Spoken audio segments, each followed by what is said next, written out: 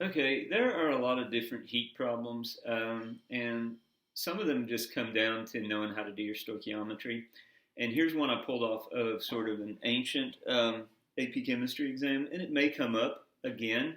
And so, just try it out and see if you can do it. And it also is kind of worthwhile because it helps you think about, even if it's something you haven't seen before, you can work out a method for it. And that is, I think, one of the really good things about, doing AP chemistry in particular is that it helps you, get a mindset to solve a problem using the information at hand and coming up with a method.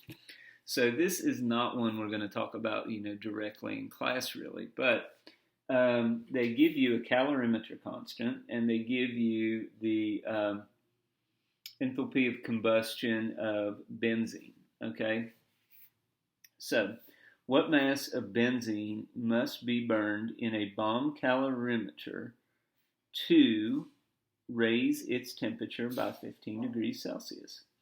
Okay, so what we need to think about here is this is the number that we're starting with, and we need to get that into mass of benzene, okay? And so we've got a mass quantifier for benzene right here, and then so we've got to take this number, and then these two figures are going to help us get from here to here, okay? So the first thing I'm going to do is I'm going to set up 15 degrees Celsius. Okay, so I want to raise that temperature by 15 degrees Celsius.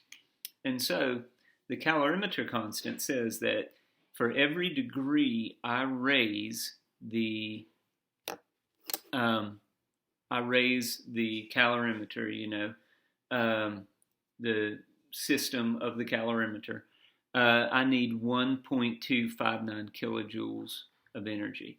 So my first thing I'm going to do here is say 1.259 kilojoules per degree Celsius. Okay, and you can put a 1 there if it makes you feel better.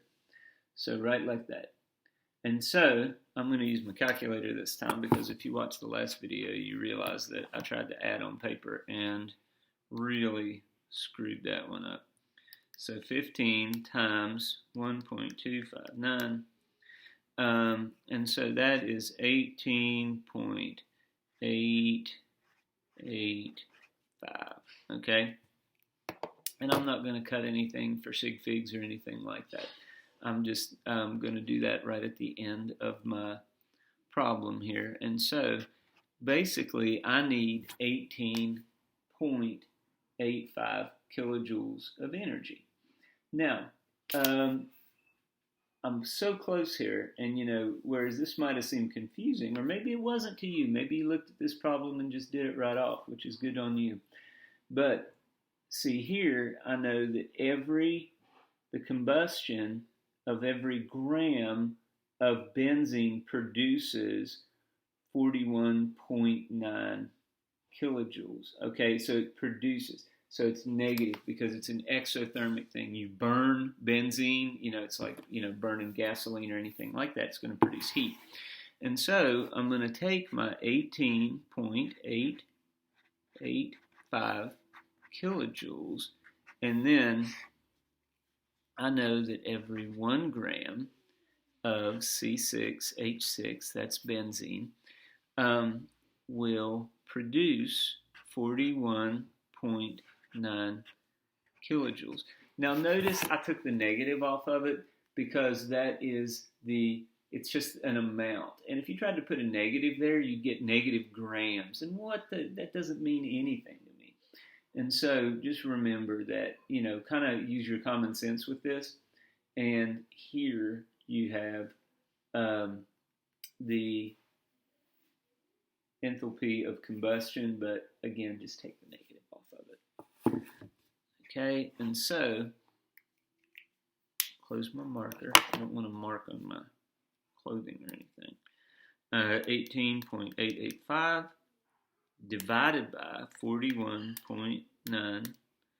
And so if I round that, my calculator gives me this.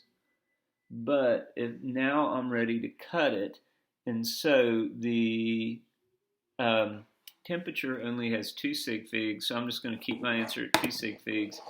And I'm going to say that I need 0.45 grams of C6H6. And so there you go. It didn't take long. But, you know, this is maybe not a problem you'll see anywhere on the AP exam.